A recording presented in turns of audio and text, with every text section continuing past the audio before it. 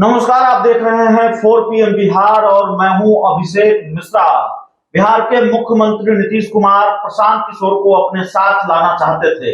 प्रशांत किशोर ने इसका खुलासा खुद ही किया है कि मुख्यमंत्री नीतीश कुमार से जब उनकी मुलाकात हुई तो नीतीश कुमार ने साथ आने का ऑफर दिया, जिसे उन्होंने ठुकरा दिया।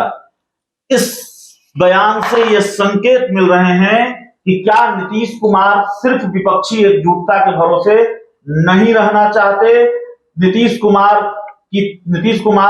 रणनीतिकारों को भी तलाश रहे हैं और ये तलाश कहां जाकर खत्म होती है, इस पर हम बात करेंगे। अगर प्रशांत किशोर ने नीतीश कुमार के ऑफर को ठुकरा दिया है और नीतीश कुमार सिर्फ विपक्षी एकजुटता के भरोसे नहीं रहना चाहते, उनको रणनीतिकारों की तलाश है, तो फिर इस तलाश को कहां खत्म होता हुआ देख रहे हैं। बिहार के वरिष्ठ पत्रकार और माफ कीजिएगा न्यूज विंग के संपादक अमित झा सर हमारे साथ हैं। सर, सबसे महत्वपूर्ण सवाल है कि मुलाकात हो गई, सबने खबर देखी, प्रशांत किशोर ने जो कहा वो सबने सुना कि भाई नीतीश कुमार ने साथ आने का ऑफर दिया, हमने ठुकरा दिया।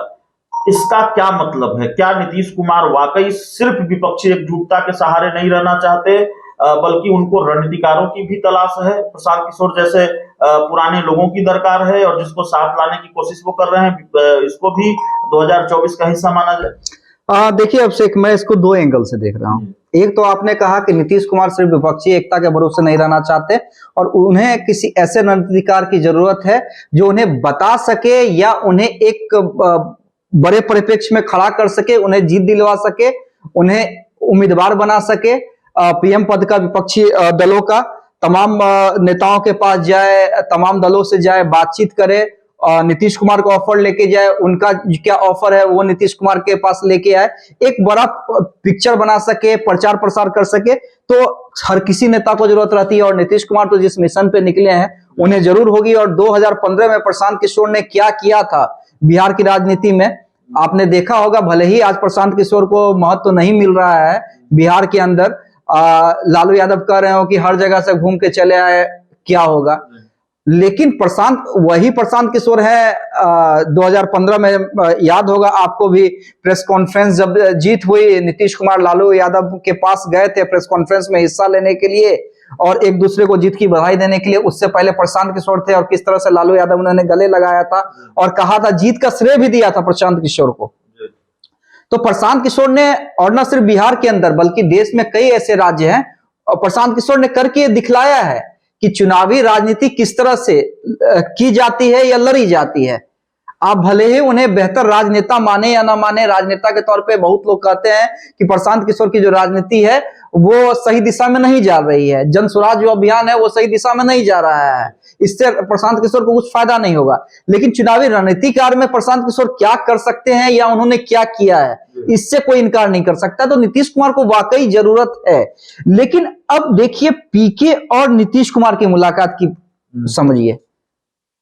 सिर्फ अगर आप ये मानिएगा प्रशांत किशोर ने ये कह दिया मीडिया के सामने कि एक हल्का, आप थोड़ा जोड़ना चाहेंगे, रात के अंधेरे वाली मुलाकात? हाँ, वही मैं रात के अंधेरे में मुलाकात हुई, ठीक है। किसी से आज की डेट में भाई इतना मीडिया है, इतना सोर्सेज है, कहां से कोई बात छुपेगी। पहले कभी लोग छुपा लेते थे, 2-3 दिन के बाद पता चलता था, अरे रात के अंधेरे में कोई नीतीश लालू मिल लिए, कोई बड़ा नेता मिल लिया। लेकिन आज के डेट में नहीं छुपता और ये सब लोग जानते हैं, प्रशांत किशोर भी जानते थे और नीतीश कुमार भी जानते थे, ये छुपाना नहीं है। मीडिया को पता चल ही जाएगा। देखिए मेरे जो समझ है कि नीतीश, जैसा कि आपने कहा कि नीतीश भी चाह रहे हैं एक मजबूत रणनीतिकार और प्रशांत किशोर भी चाह रहे हैं एक मजबूत पार्टी, क्योंकि उन्हें पता है कि जन स्वराज जिस अभियान पे वो निकले हैं उसमें सफलता इतनी जल्दी नहीं मिलने वाली है। क्योंकि देखिए बिहार में भले ही आप कितना भी गाली दे ले, बयानबाजी कर ले, जब तक जातीय समीकरण रहेगा, आपको पता है कि एक तो बीजेपी का अपना संगठन है, नीतीश कुमार और लालू यादव एकजुट जब हैं, तो ऐसे में इन दोनों को चुनौती देना बहुत ही मुश्किल है। यानी बिहार की राजनीति में किसी भी नए व्यक्ति के लिए अपने लिए जगह बनाना या तलाशना वो काफी मुश्किल है और जन स्वराज को वो सफलता नहीं मिलती दिख रही है जिसकी उम्मीद प्रशांत किशोर ने भी की थी। धीरे धीरे एक कारवां बनते जा रहा है। तो दोनों को एक दूसरे की जरूरत है, सिर्फ नीतीश कुमार को जरूरत नहीं है। अब क्या मुझे जो लगता है, दोनों मिले, नीतीश कुमार ने ठीक है कुछ कहा होगा, ऑफर दिया होगा, या जिस हिसाब से नीतीश कुमार को मैं जानता हूं वो समझाते हैं, मतलब वो कन्विंसिंग पावर नीतीश कुमार का जो है, अरे मेरे बाद सब कुछ तुम्हें ही संभालना है, मैं अब कहाँ मैं चला केंद्र की राजनीति में, तुम ही लोग हो। जिस तरह से तेजस्वी को उन्होंने समझाया था, तेजस्वी यादव ने खुद खुलासा किया था, आपको याद होगा जब सत्ता से हटे थे तो तेजस्वी यादव ने खुद कहा था कि अरे ये तो यही कहते थे कि अब मैं कहा 5 साल हूं, इसके बाद तो तुम्हें ही बिहार की सत्ता को संभालना है। तो नीतीश कुमार में ये कन्विंसिंग पावर है। प्रशांत किशोर ने भी कुछ डिमांड की होगी, उन्होंने सीधे हो सकता है कुछ कह दिया होगा, ठीक है भाई ललन सिंह को हटाइए, मुझे राष्ट्रीय अध्यक्ष बनाइए, या जेडीयू के अंदर मुझे कुछ ऐसा पद दीजिए जिससे मैं ये लगे कि भाई नीतीश कुमार के बाद मैं ही हूं। दोनों की बात नहीं बनी, दोनों ने एक दूसरे को ना चाहते भी एक्सपोज किया। ऐसा नहीं है सिर्फ प्रशांत किशोर ने एक्सपोज किया है, नीतीश कुमार ने भी एक्सपोज किया है। उनके बयान को अगर आप ठीक से सुने तो उन्होंने जन स्वराज की हवा निकाल दी।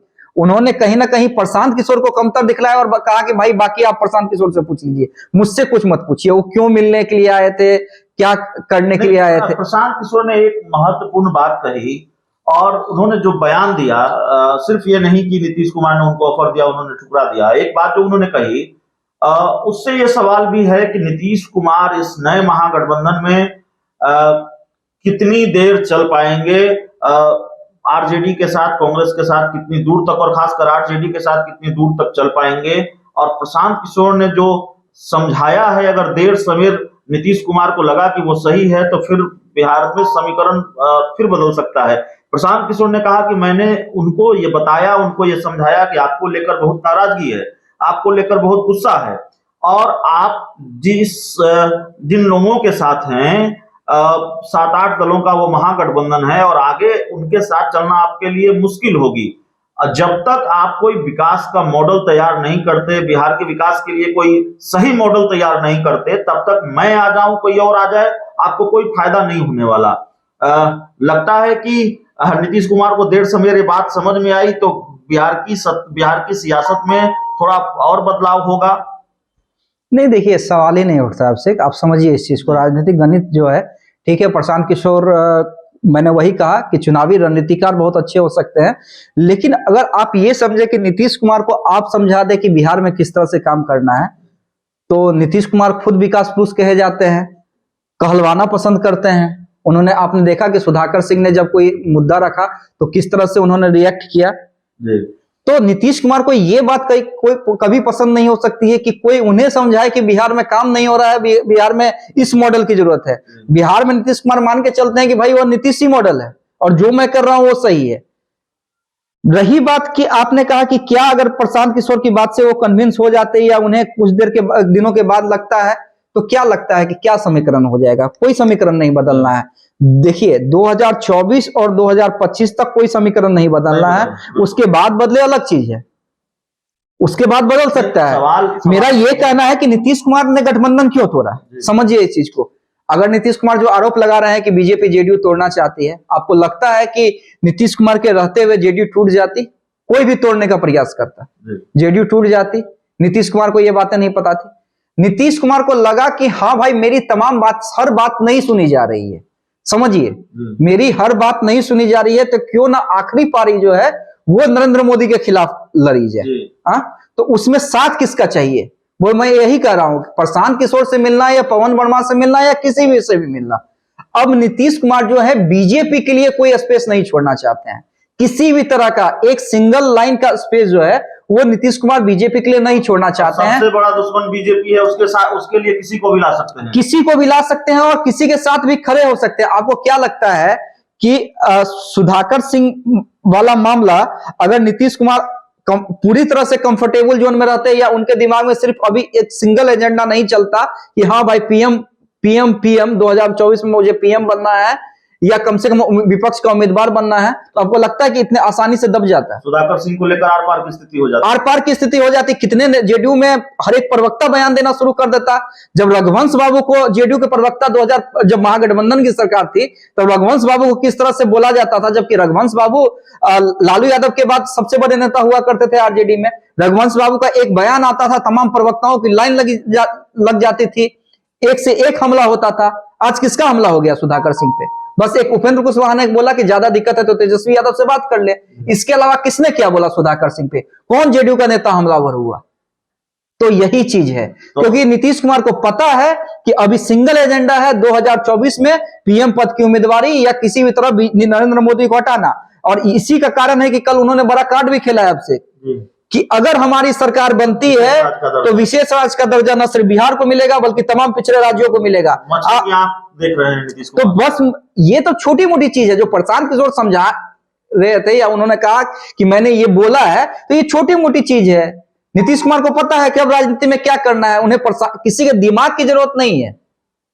बस प्रशांत किशोर को ये था ठीक है भाई कुछ एक्स्ट्रा हो जाए, एक चुनावी रणनीतिकार मिल जाए जो मेरा संदेश दूसरे दलों के पास ले जाए, दूसरे दलों का संदेश मेरे पास ले जाए, एक बड़ा फ्रेमिंग तैयार कर सके कि किस तरह से प्रचार प्रसार करना है। उसके अलावा नीतीश कुमार को कोई राजनीति समझा जाएगा ये संभव नहीं है। अमित शाह और नरेंद्र मोदी तो हार मान लिए बिहार के अंदर, नीतीश कुमार से प्रशांत किशोर क्या समझाएंगे नीतीश कुमार को? प्रशांत किशोर क्या राजनीति समझाएंगे नीतीश कुमार को?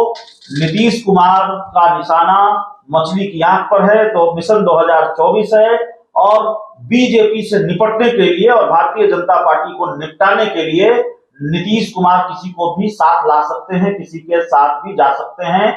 और बिहार के वरिष्ठ पत्रकार अमित झा सर से हम बात कर रहे थे और सबसे मौजूद सवाल, सबसे महत्वपूर्ण सवाल कि रात के अंधेरे में अगर प्रशांत किशोर से मुलाकात हो रही है तो इसका मतलब यह नहीं है कि नीतीश कुमार सिर्फ विपक्षी एकजुटता के भरोसे नहीं है, बल्कि रणनीतिकारों की भी तलाश नीतीश कुमार को है या रणनीतिकार की तलाश नीतीश कुमार को है। सवाल यह भी है कि नीतीश कुमार का ऑफर प्रशांत किशोर ने ठुकरा दिया है, तो आगे वो इस ऑफर को स्वीकार करेंगे 2024 से पहले, या फिर अगर प्रशांत किशोर नहीं स्वीकार करते हैं तो नीतीश कुमार की जरूरत कौन पूरी करता है।